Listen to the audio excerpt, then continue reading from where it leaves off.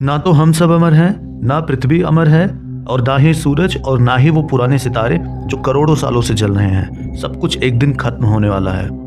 हमारे ब्रह्मांड में लगभग 200 अरब से 20 खरब गैलेक्सियां हैं। सिर्फ हमारी गैलेक्सी मिल्की वे में ही सूर्य सहित 100 अरब से ज्यादा तारे हैं। जब ये तारे मरते हैं तो ये ब्रह्मांड के सबसे खतरनाक ऑब्जेक्ट बन जाते हैं, जिसे द ब्लैक होल कहते हैं। यहाँ सवाल ये उठता है कि तारे मरते कैसे हैं, तारे मरने के बाद ब्लैक होल कैसे बन जाते हैं, और ब्लैक होल होता कैसा है, ब्लैक होल हमारे ब्रह्मांड के लिए इतना खतरनाक क्यों है। इन सभी सवालों के जवाब के लिए हमारे वीडियो में लास्ट तक बने रहिए। देखिए, तारों के भीतर हाइड्रोजन और हीलियम होता है।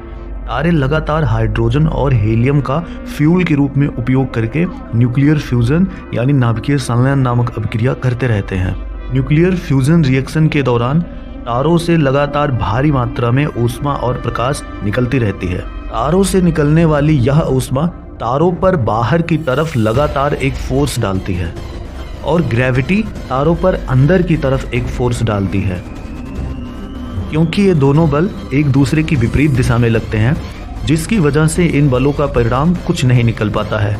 इसी वजह से तारे अपने शेप में रह पाते हैं। धीरे धीरे तारों का फ्यूल यानी हाइड्रोजन और हीलियम खत्म होने लगता है, जिससे न्यूक्लियर फ्यूजन रिएक्शन यानी नाभिकीय संलयन अभिक्रिया बंद हो जाती है, जिसकी वजह से तारों से ऊष्मा और प्रकाश निकलना बंद हो जाता है।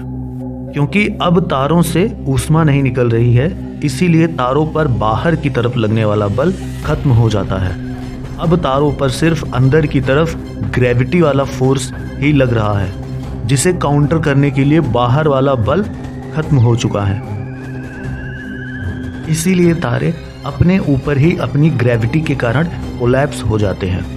तारे अपनी ग्रेविटी के कारण लगातार सिकुड़कर छोटे होने लगते हैं और तारों की मृत्यु हो जाती है। इन मरे हुए तारों का आगे क्या होगा, ये पूरी तरह से उनकी साइज पर निर्भर करता है।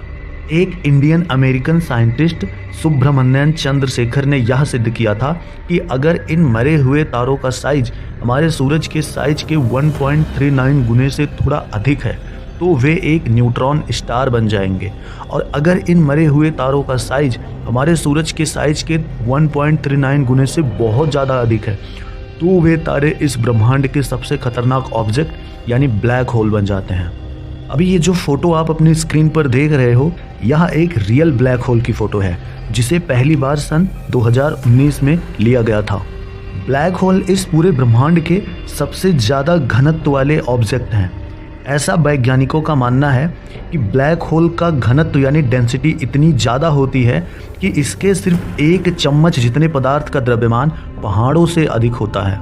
इतना ही नहीं, बल्कि ब्लैक होल की ग्रेविटी पूरे ब्रह्मांड के सभी ऑब्जेक्ट में सबसे अधिक होती है।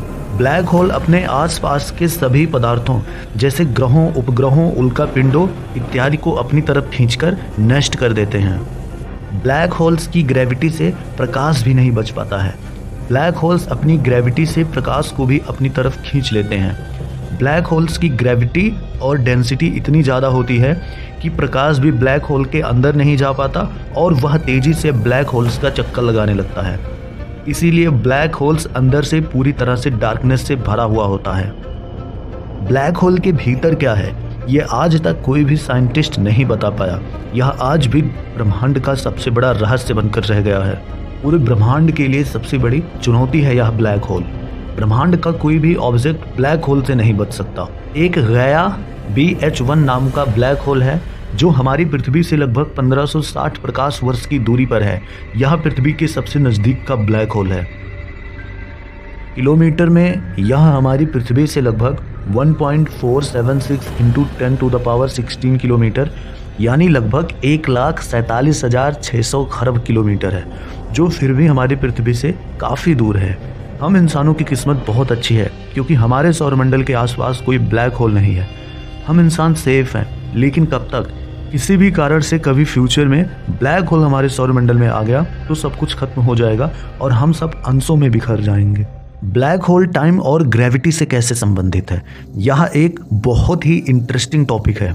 जल्द ही उसकी फुल वीडियो इसी चैनल पर अपलोड कर दी जाएगी।